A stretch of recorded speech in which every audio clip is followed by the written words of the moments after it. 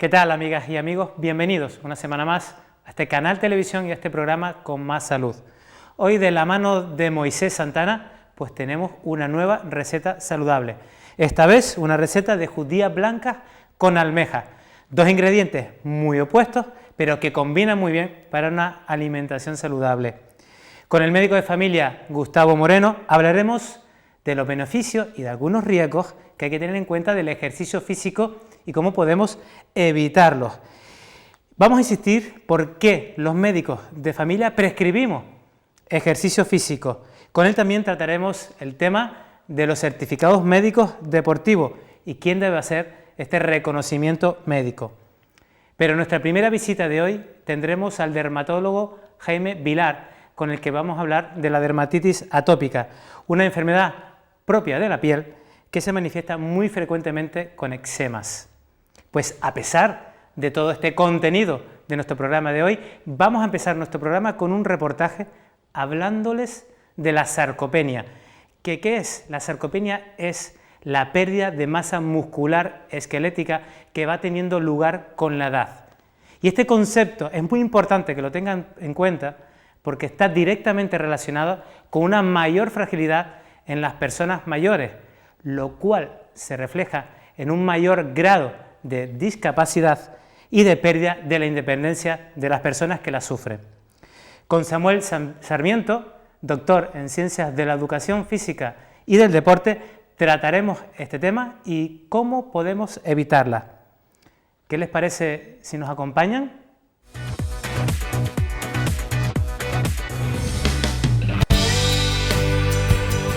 La sarcopenia es un síndrome caracterizado por una progresiva y generalizada pérdida de la masa y fuerza muscular esquelética, que tiene como resultado riesgos para nuestra salud. La progresiva discapacidad física que genera va aumentando las dificultades para realizar actividades cotidianas, como subir escaleras, levantarse tras estar sentado o tumbado y tener menos equilibrio en la postura. Esto dispone a una peor calidad de vida y mayor riesgo de muerte. A partir de los 50 años, nuestra masa muscular disminuye entre un 1 y un 2% cada año, pero la fuerza muscular disminuye un 1,5% y se acelera con el transcurso de los años.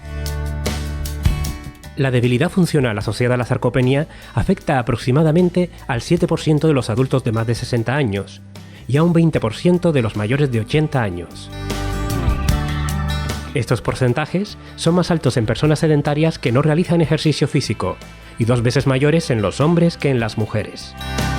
El problema de la sarcopenia no es otro que un mayor riesgo de fragilidad en la persona mayor. Eso lo que va a provocar es una disminución de las funciones de la vida cotidiana de la persona, como pueden ser levantarse, comer, vestirse. Al fin y al cabo estamos hablando de una pérdida de la calidad de vida y evidentemente un mayor riesgo de mortalidad.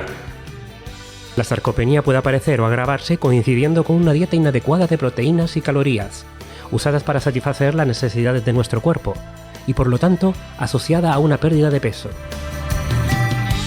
Sin embargo, también puede encontrarse sarcopenia teniendo un peso corporal normal o incluso alto, lo que se llama sarcobesidad. La obesidad con sarcopenia acumula los problemas asociados de ambas, y esta última se ve favorecida por dietas inadecuadas y sedentarismo acusado. El grupo de trabajo de sarcopenia en personas mayores ha determinado como variable de estudio la velocidad a la hora de caminar.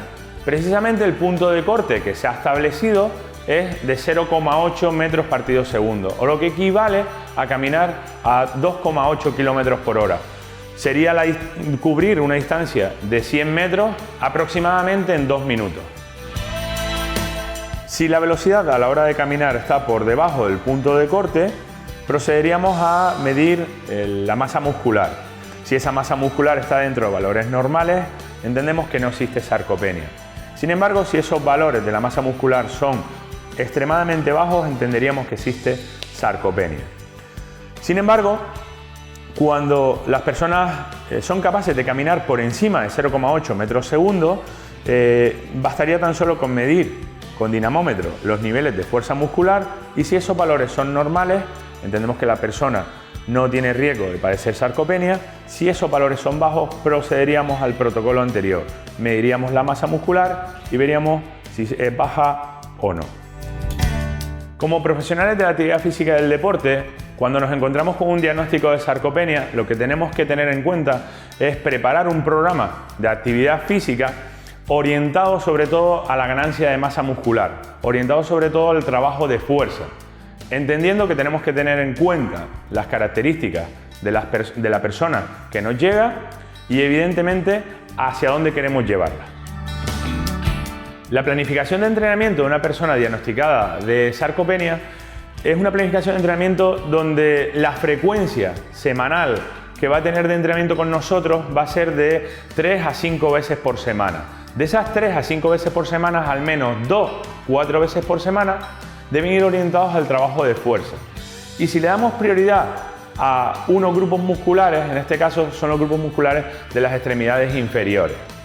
Concretamente, el tipo de trabajo sería un trabajo motivador, un trabajo donde los ejercicios sean muy semejantes a los de la vida cotidiana, ejercicios que podríamos enlazar a modo de circuito uno tras otro con sus tiempos de recuperación y sobre todo buscando trabajar todos los grupos musculares en general como otro objetivo de trabajo dentro de esa planificación.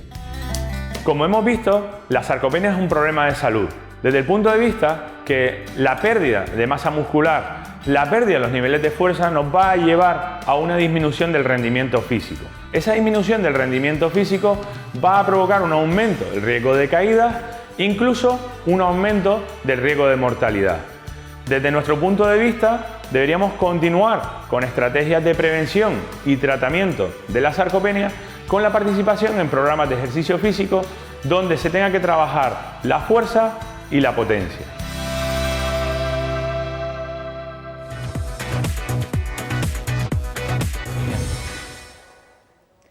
Como siempre, dar las gracias a Samuel Sarmiento por ayudarnos a comprender qué es la sarcopenia, cómo se produce, cuáles son sus consecuencias y, lógicamente, cómo podemos evitarla. Ya se encuentra con nosotros el dermatólogo Jaime Vilar, con el que vamos a hablar de la dermatitis atópica. ¿Qué tal, Jaime? Pues muy bien, encantado de estar aquí, muchas gracias por la invitación. Dermatitis atópica, una enfermedad bastante frecuente y también en muchos casos bastante molesta. Sí, es una enfermedad que aparece por una inflamación en la piel y esa inflamación en la piel va a producir normalmente picor y con eso lesiones de rascado. Es importante pues anticiparnos para prevenir las complicaciones posteriores. Sí, al final es un círculo vicioso. Efectivamente, los pacientes tienen un problema en su piel, un problema en el que hay algunas proteínas de la piel que están mal desarrolladas. Eso va a generar pues, un trastorno en la barrera epidérmica que supone una barrera defensiva contra el exterior. Ese trastorno en la barrera de la piel va a provocar que entre una serie de sustancias y va a provocar una inflamación.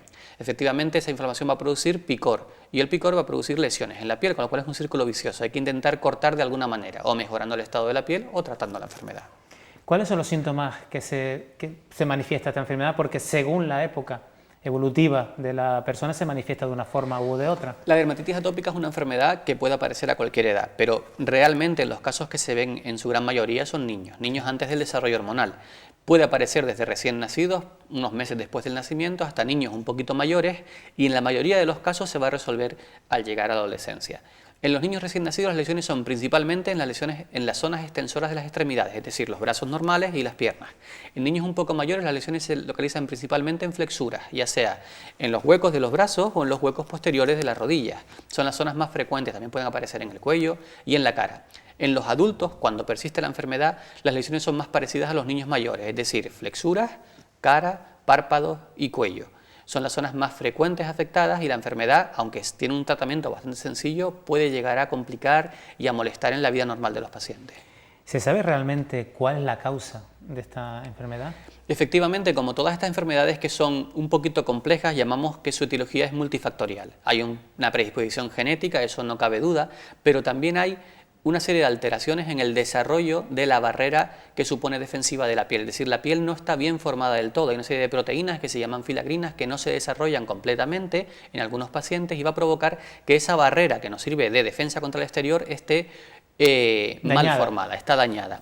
¿Qué va a generar eso? En primer lugar, la piel va a perder más agua de la que debería perder. Eso provoca sequedad y en sí mismo ya provoca picor. En segundo lugar, esa piel que está dañada va a permitir que entren algunos microorganismos alergenos externos que van a provocar problemas debajo de la piel, donde se va a producir una inflamación.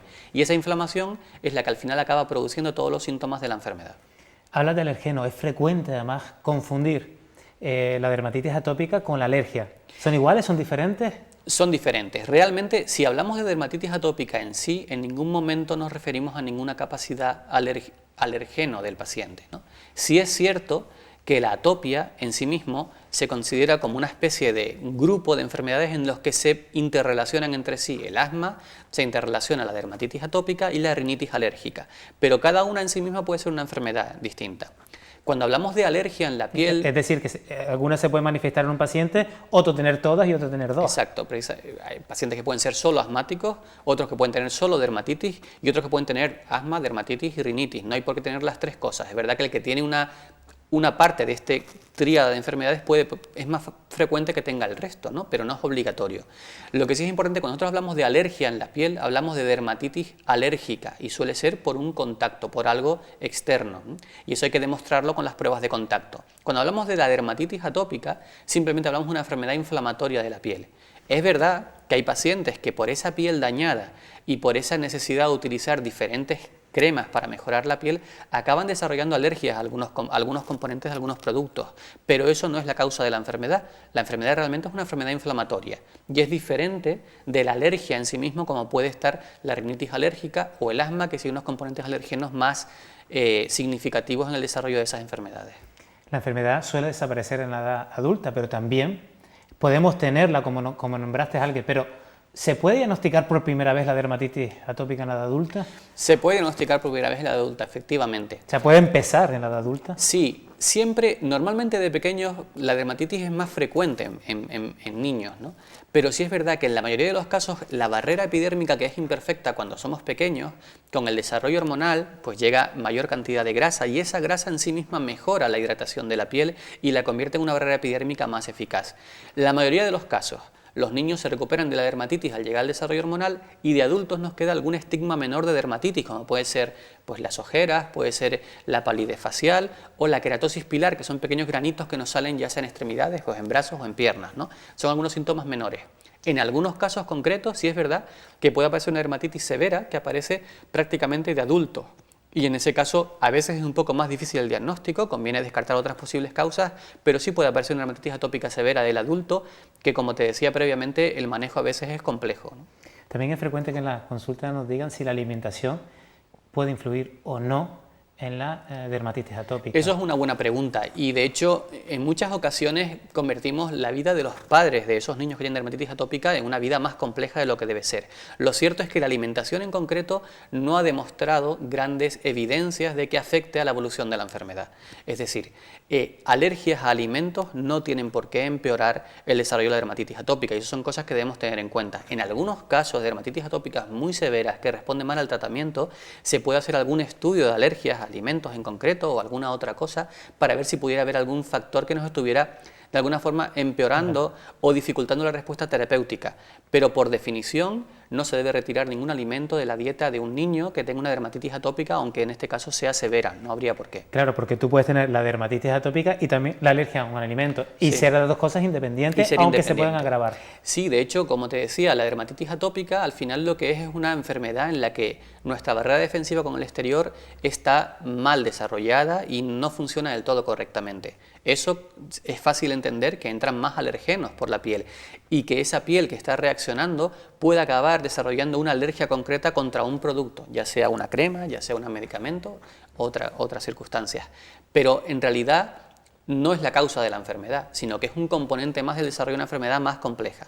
Pero la causa de la enfermedad de dermatitis atópica es la inflamación que se produce por una piel que viene de alguna forma imperfecta en el nacimiento y no las alergias a ningún producto, y en ese caso en concreto hay que calmar a los padres en muchas ocasiones y decirle que los niños deben hacer una dieta normal y no deben tener ninguna exclusión concreta en la dieta, ¿no? Aunque puedan haber casos más graves, lógicamente, como cualquier enfermedad, ¿cuál es el tratamiento estándar de la dermatitis atópica? Pues realmente a veces yo creo que nos complicamos más de lo que debería ser con esta enfermedad, Porque la enfermedad es inflamatoria. Entonces, la inflamación se ve, es decir, los padres y los médicos, y enseñando a los padres concretamente, podemos ver muy bien dónde está la inflamación en la piel. ¿Cómo tratamos la enfermedad? Pues utilizando un producto antiinflamatorio para disminuir la inflamación local que tiene el paciente en ese momento en la piel. Y los mejores productos antiinflamatorios para la piel son los corticoides. Es verdad que muchos padres, y a veces también influenciados por lo que los médicos les decimos, tienen cierto miedo a utilizar los corticoides, y yo siempre les digo lo mismo en la consulta. Es mejor utilizar un corticoide en crema durante 5, 7 días de forma consecutiva hasta controlar el brote, como si son 10 días o 2 semanas, tampoco es un problema, que no utilizarlo 3 días, mejorar un poquito, suspenderlo, volver a usarlo al cuarto día o al quinto, porque es mejor tratar de una vez mejorar la enfermedad y volver a utilizar al siguiente brote que no estar utilizándolo continuamente, pero descansando en pequeños periodos, porque así no acabas nunca de curar la enfermedad. Hablé antes de alimentos, pero ¿hay algunas otras sustancias o productos o cosas que puedan empeorar una dermatitis atópica y que, estando estable, nos haga aparecer un brote? A priori, pocas cosas, ¿no? Es importante dar una serie de consejos a los padres. A mí me gusta decirles, por ejemplo, que cuando los niños tienen que hacer una vida completamente normal, pero su piel eso es lo más importante, porque si no empezamos a excluirlos de ciertas actividades que no tienen ningún sentido. Pero sí es importante decirle a los padres que si los niños van a la piscina a nadar, por ejemplo, esa piel suya, que es una piel más sensible, deben eliminar el cloro cuanto antes cuando salen de la piscina, es decir, que desde que salen de la piscina, pues hacer una ducha de agua dulce y, si es posible, hidratar posteriormente. También suelo aconsejarles, porque es algo también razonable, que cuando van a la playa a disfrutar del día, pues que cuando se dan un baño intenten no permanecer después el resto del rato con el bañador húmedo con salitre en las zonas, porque al final acaba irritando la zona y provocando dermatitis. Entonces sí les recomiendo darse también una ducha de agua dulce en la parte, normalmente en las playas suele haber duchas, y ponerse un bañador seco. Esas pequeñas cosas en los niños son importantes para no empeorar la dermatitis. A partir de ahí, pocas cosas más son necesarias, más que hacer una vida normal y insistir, cuando el paciente está sano, insistir en la hidratación. Los niños deben hidratarse, sobre todo los atópicos, después de la ducha, todos los días, y a ser posible con la piel húmeda, sin llegar a secarla previamente, para que absorban la mayor cantidad de grasa posible para la piel. A mí me gusta hacer un hincapié en esta recomendación, y es que cuando tenga un brote de dermatitis atópica severa, prefiero que no se hidrate especialmente la zona de dermatitis. En ese caso, poner solo la crema de tratamiento. Porque se queda más exudada. Porque la piel enferma, cuando pones cualquier tipo de crema hidratante que tiene algunos componentes que son, pues, para enriquecer, ¿no? Para dar más, pues tienen un poquito de perfumes, tienen un poquito de urea, para mejorar el estado de la piel. Esos productos, cuando lo pones sobre una piel dañada, va a picar, va a producir escozor y el niño se va a quejar. Entonces yo en ese momento prefiero que en la zona enferma solo pongan la crema de tratamiento y en el resto del cuerpo pongan la hidratación. Pero desde que el niño mejora un poquito, hay que insistir todos los días en la hidratación, a ser posible después de la ducha. Les recomiendo habitualmente hacerlo sin secar la piel del todo, y después, una vez que lo hidratas con la piel húmeda, ponerle ya sea un albornoz o una toalla por encima para permitir que se absorba bien, y después ponerles el pijama. Esas son las recomendaciones que suelo dar a los pacientes. Y cuando hablamos de cremas, acabas de nombrar la urea, ¿qué es mejor? ¿La urea, la crema de avellanas, la crema de almendra, el aceite? ¿Qué es mejor? Porque bien, también esto es otro tema importante en los padres, porque los acabamos volviendo locos, ¿no? Mi recomendación habitual es que utilicen una hidratación, a ser posible. Normalmente recomiendo que sea de farmacia, porque suelen ser productos más testados y tienen un poquito más de calidad. Pero sí les digo en un principio que no intenten gastarse grandes cantidades de dinero en cremas hidratantes, porque los emolientes en sí mismos, que son las cremas hidratantes, no han demostrado unos ser superiores a los otros. Entonces sí les recomiendo que utilicen una crema que sea fácil de aplicar, que sea fluida para que puedan extenderlo en todo el cuerpo, y que sea de alguna forma agradable al olor y al tacto, ¿vale? Pero a partir de ahí les dejo elegir directamente el que ellos prefieran, ¿no? Sí les insisto mucho en que no compren cremas, pues, de una centena de euros, porque realmente la diferencia entre ese tipo de cremas y una que valga 15 euros para hidratar al niño o a la niña no son importantes. Son cremas igual de válidas una que la otra, cuando hablamos de hidratación.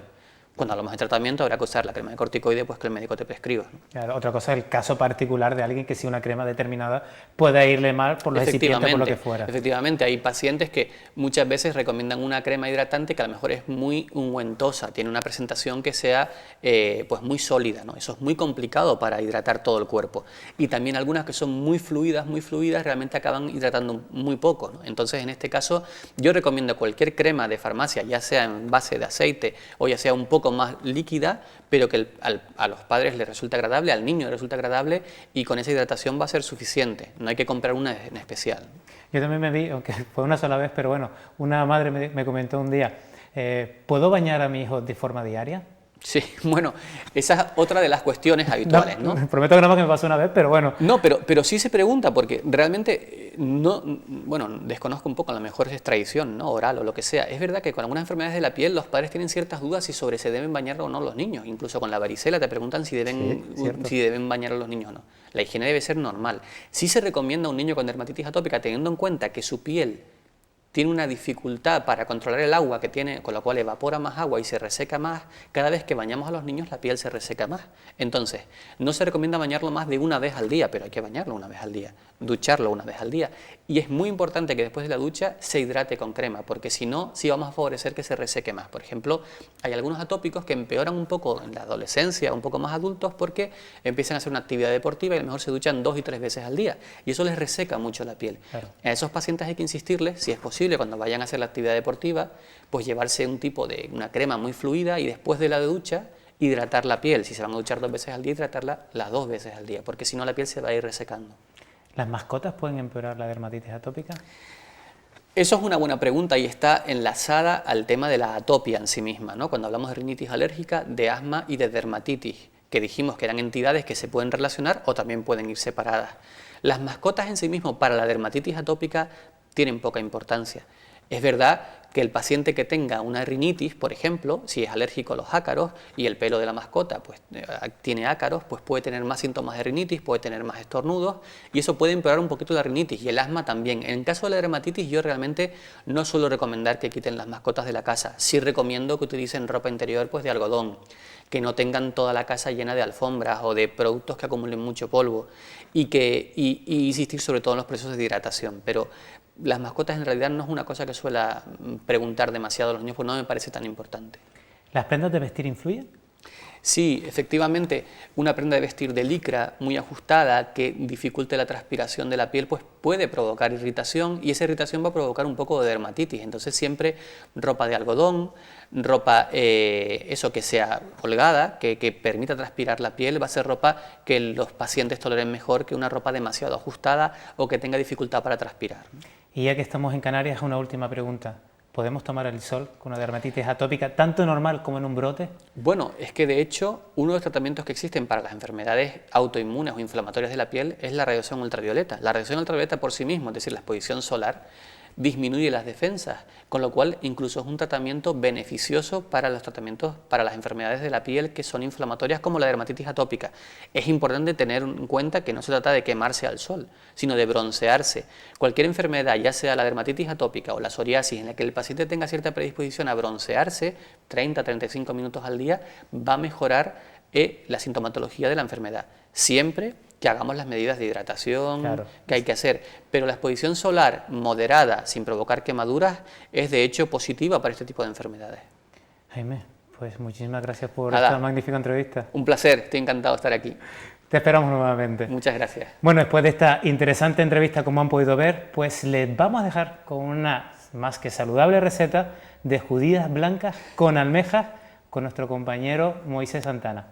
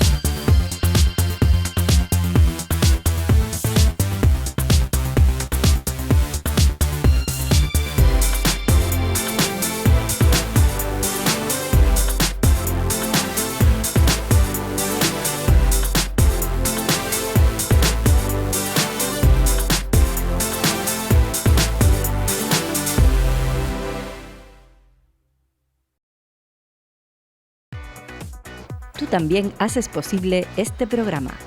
Contacta con nosotros a través del Facebook, en facebook.com/conmassaludtv o a través del correo electrónico conmassaludtv@gmail.com. Haznos llegar tus ideas, sugerencias y aquellos temas que te gustaría que tratásemos en el programa. Te esperamos.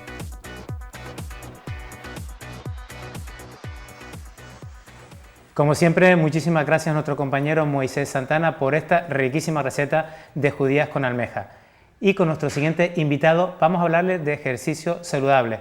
Gustavo Moreno, muchísimas gracias por acompañarnos nuevamente aquí. Muchas gracias a ti, Pedro, y nuevamente enhorabuena por el programa. Espero que tengas muchísimo éxito con él.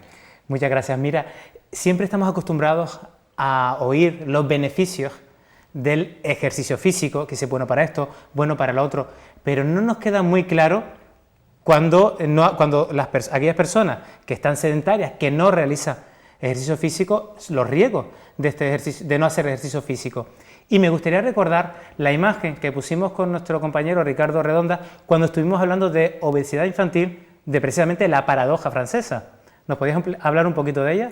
Sí, si recuerdan un poco la imagen, en países cercanos a nosotros como Francia, el índice de obesidad infantil es mucho menor que en España. Prácticamente los españoles duplicamos el porcentaje de obesidad infantil con respecto a esos países. Una de las estrategias para evitar esto es la realización de ejercicio físico, sobre todo a nivel de los colegios, de las escuelas, de nuestros niños, ¿no? Y sin embargo vemos cómo las horas de educación física que se imparten en nuestras escuelas son mucho menores que las que ocurren en estos países. Curiosamente, países con menos porcentaje de obesidad infantil tienen mayor porcentaje de número de horas semanales de educación física en sus escuelas. Y nosotros, que tenemos un porcentaje de obesidad infantil mucho mayor, nuestros ejercicios físicos en los niños cada vez es menor, ¿no? Yo creo que eso es una deuda pendiente que tenemos. Creo que la educación física, y de hecho la Organización Mundial de la Salud, si recuerdas bien, Pedro, recomienda al menos una hora diaria de ejercicio físico para todos los niños, es lo que deberíamos instaurar también en los colegios. De ahí que esté el hashtag en esta imagen, una hora diaria, que es el hashtag en el que también pueden ver más información a través de las redes sociales. ¿Por qué, a pesar de esos riesgos como la obesidad infantil y que luego también se traduce en obesidad en adulta, la gente no termina de ver esos beneficios? Hombre, yo creo que aquí hay dos cuestiones importantes. Primero, informar a la población de cuáles son realmente los beneficios. Creo que a veces nos quedamos en la consulta, muchas veces nosotros, en los programas de televisión, nos quedamos muchas veces en lo superficial, ¿no? El ejercicio es bueno en general. Creo que a la población hay que explicarles realmente qué beneficios tiene, por aparatos incluso, por sistemas. Es decir, que cómo afecta el ejercicio físico a su tensión arterial, cómo afecta el ejercicio físico a la fractura de cadera, por ejemplo, en los mayores, o cómo afecta el ejercicio físico al mejor desarrollo de un embarazo en una embarazada, ¿no? Entonces, creo que esos beneficios son importantes que la población los conozca. Y por otro lado, creo que es algo importante, es la motivación. Si nosotros no motivamos a nuestros pacientes a hacer ejercicio físico, muchas veces nos encontramos también con otras patologías, con el hecho de dejar de fumar, con el hecho de bajar peso. Si no conseguimos que esos pacientes se motiven, es muy difícil que hagan ejercicio físico. Una de las cuestiones que tú decías siempre de motivar es que nosotros mismos tenemos ejemplo, ¿no? Efectivamente. Ya nos ha ocurrido con el tabaco. Yo creo que todos los telespectadores seguro que lo recuerdan, y tú también, cuando había médicos que fumaban en las consultas. Eso existía. Y progresivamente yo creo que el hecho de, por ejemplo, el abandono de ese hábito tabáquico, el que haya cada vez mayor porcentaje de profesionales sanitarios que fuman menos, eso también hace que también nuestros pacientes nos vean como un ideal, como un ejemplo a seguir. Y en el ejercicio debe ocurrir algo por el estilo. Podemos tener, cuando prescribimos precisamente ejercicio físico, los beneficios, da igual a la edad que empezamos, porque antes estabas hablando de los niños, pero da igual la edad que empecemos. ¿Tenemos beneficios físicos aunque tengamos beneficios con el ejercicio físico aunque tengamos 70, 80 años? Sí, fíjate, hay estudios muy interesantes al respecto, en donde se han comparado personas que han hecho ejercicio durante toda su vida con personas que comienzan el ejercicio a diferentes rangos de edad. Por ejemplo, personas que comienzan a hacer ejercicio físico a los 70 años. Y se observa que los beneficios son exactamente iguales independientemente de la edad en la que se comience. La diferencia es la condición física con la que se comienza. Probablemente la persona que ha hecho ejercicio toda su vida pues tenga mejor forma física, por decirlo de alguna manera, pero el beneficio en sí, el beneficio desde el punto de vista de la salud es el mismo independientemente de la edad. Aquí me gustaría recordar, porque tú y yo tenemos mucho trato con ella, que es a Raquel Esteves, Sí. y la enorme labor que hace con las personas mayores, desde aquí, de este ayuntamiento de Agüime. Así que un beso, Raquel, y seguimos. Es un privilegio tener a una persona como Raquel en el ayuntamiento. Es un privilegio que cuando uno prescriba ejercicio físico, que ahora hablaremos de este tema, hay una persona responsable para poder guiar todo este trabajo de educación física, y en este caso Raquel, la verdad que es un ejemplo a seguir. Desde la consulta de atención primaria digo eso, muchas veces decimos, sí, vaya usted a hacer ejercicio físico porque es bueno, pero casi siempre le decimos, vaya usted a caminar que con eso tiene. ¿Nos basta solo con que una persona vaya a caminar? No, aquí, a ver, siempre es mejor que camine a que no haga nada, por supuesto, ¿no?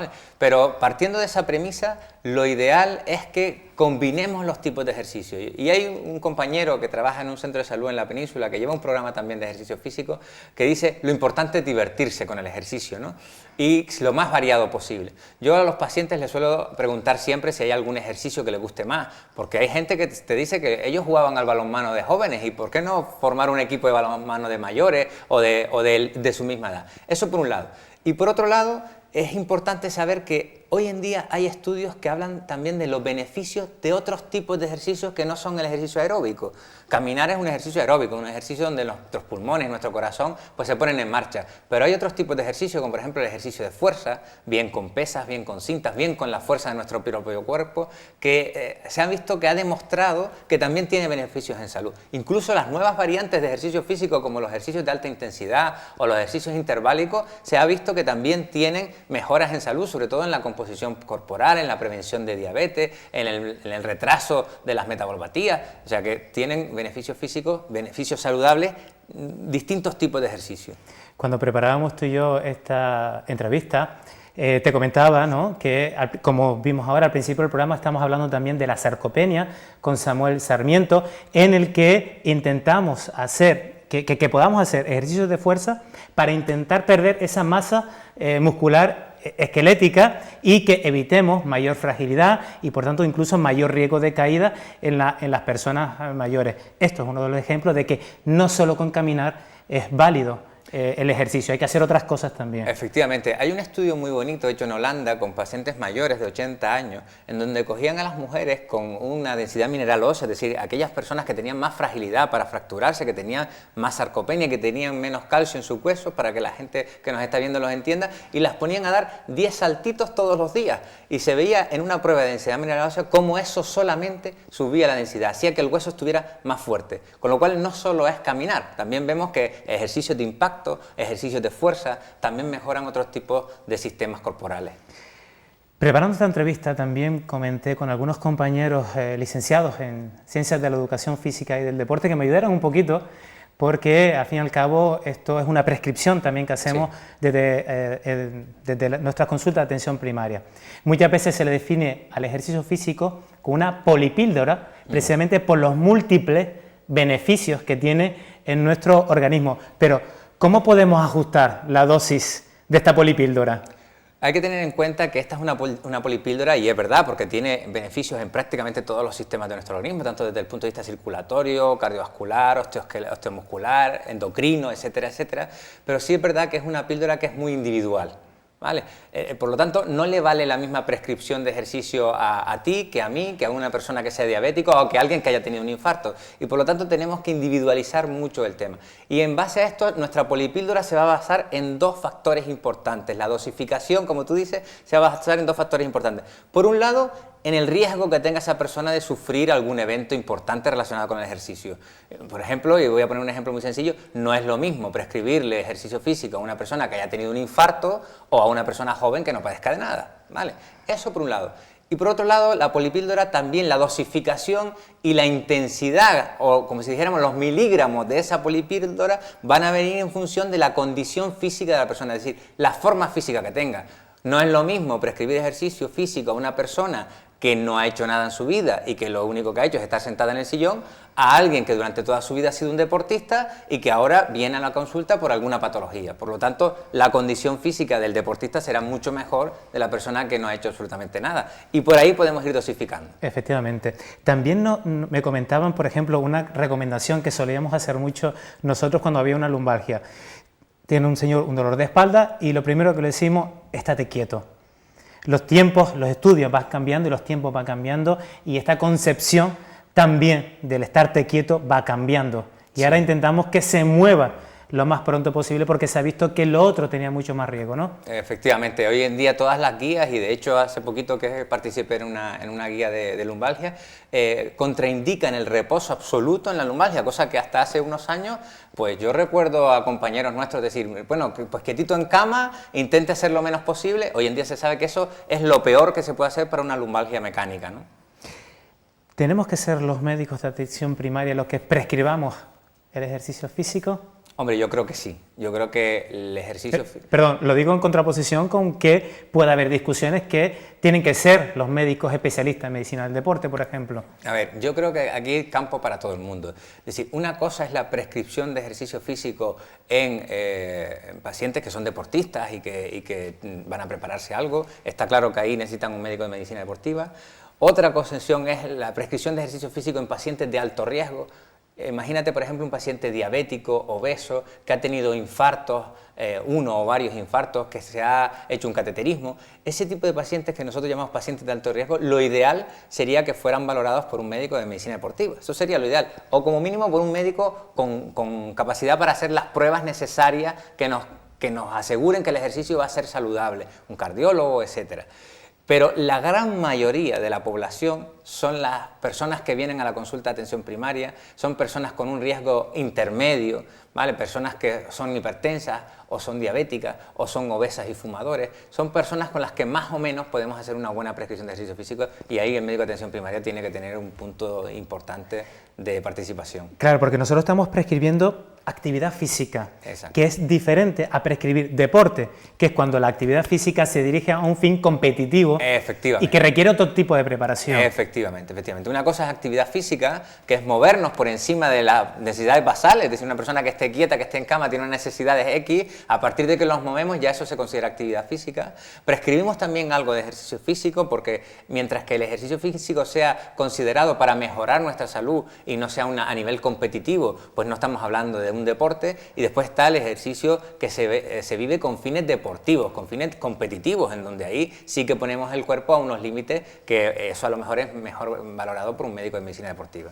Te hablaba de Raquel Esteves, en este caso porque podemos incluir a los licenciados en Ciencias de la Educación Física y del Deporte en los centros sanitarios.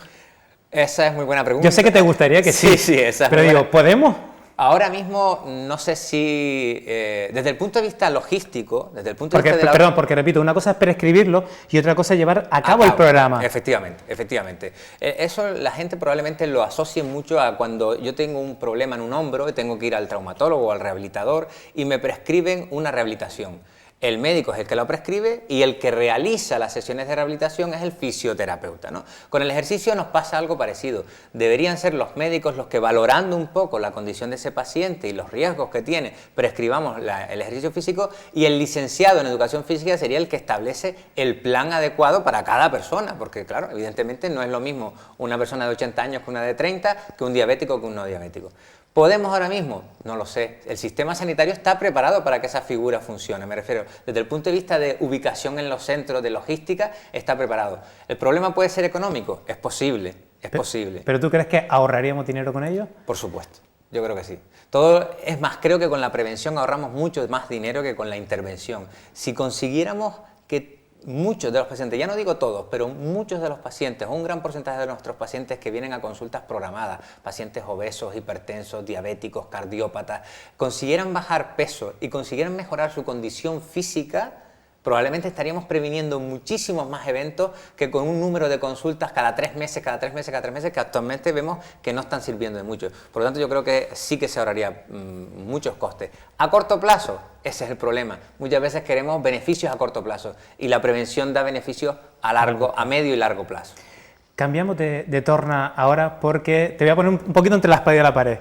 Me estás hablando de beneficios, estamos hablando de beneficios del ejercicio físico, pero también en los últimos años hemos oído, y además se le pone mucho bombo a los medios de comunicación, cuando un niño muere cuando está jugando al fútbol por una muerte súbita, o incluso muchos corredores que están haciendo carreras populares pues han fallecido en estas carreras populares. ¿Es malo el ejercicio físico? Hombre, malo no, pero tiene sus riesgos. Tiene sus riesgos y tiene sus condiciones que por lo menos nos invitan a tener un poquito de precaución. Y aquí sí querría hacer una puntualización. Hay que tener en cuenta el tema de la muerte súbita. La muerte súbita es un evento que la población tiene que saber que es raro, pero es muy grave, evidentemente.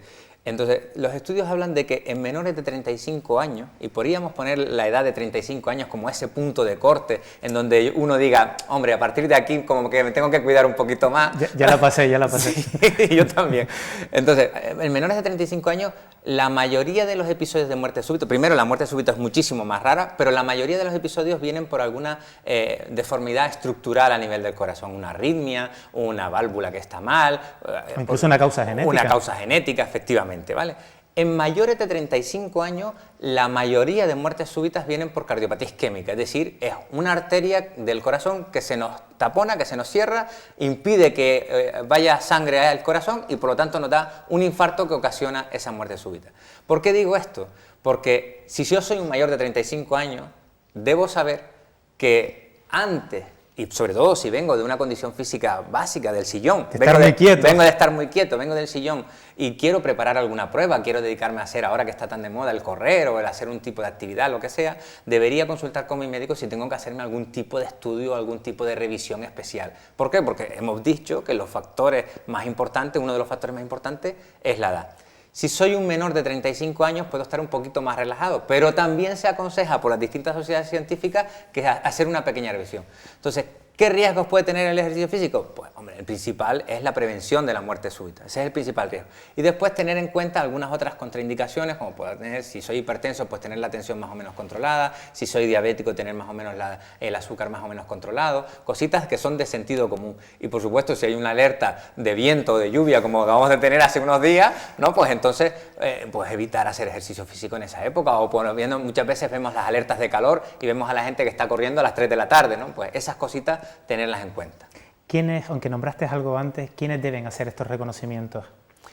Mira, aquí depende un poco de para qué se quiera el reconocimiento, y aquí sí que hay que intentar que la población diferencie entre un reconocimiento médico o un certificado médico, que es lo que nos vienen a nosotros a la consulta, ¿verdad? Vengo para que me haga el certificado médico. Una cosa es un certificado médico de salud, que es, por ejemplo, el que le piden a los alumnos cuando entran en la universidad o en el instituto, que es, oye, yo no padezco de ninguna enfermedad importante que me impida, pues, estar en un sitio público, en una escuela, en una universidad, ¿vale? Es un certificado médico de salud. Y otro es el certificado médico de capacitación, que es el que muchas veces estamos viendo en la consulta de, mire, es que voy a hacer ahora la Gran Canaria o la Transvulcania o estas carreras y vengo para que me firme el certificado. O es que mi chiquillo va a entrar en el equipo de fútbol del no sé quién y vengo para que firme el certificado. Esos son certificados médicos que son de capacitación.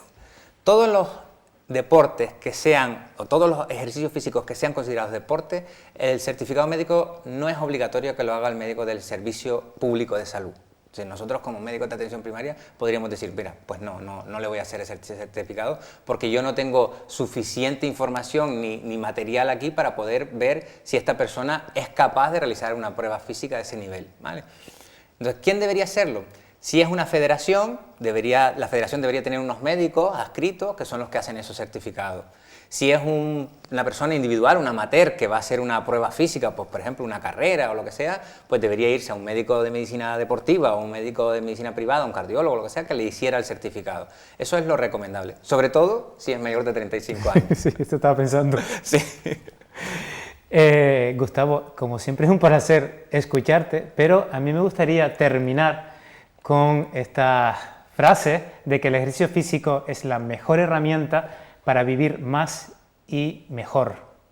Y también con la frase de Gro Harlem, que fue directora general de la Organización Mundial de la Salud hasta el año 2003, en el que comentaba que tenemos un remedio inmediato, seguro y ajustado para algunos de los principales riesgos de la salud, que es gratis que funcionan tanto para ricos como para pobres, para hombres como para mujeres, para jóvenes o para mayores, como decías tú, y que es la actividad física. Y por eso terminamos la entrevista ofreciéndote la polipíldora de ejercicio físico. Muchas gracias, la verdad es que eso es uno de los mejores mensajes que se puede transmitir, tanto en programas como este, como en la consulta de atención primaria. Muchísimas gracias a ti por acompañarnos. Gracias, Pedro. Y nosotros terminamos nuestro programa de hoy. Les esperamos la próxima semana con más salud, por supuesto.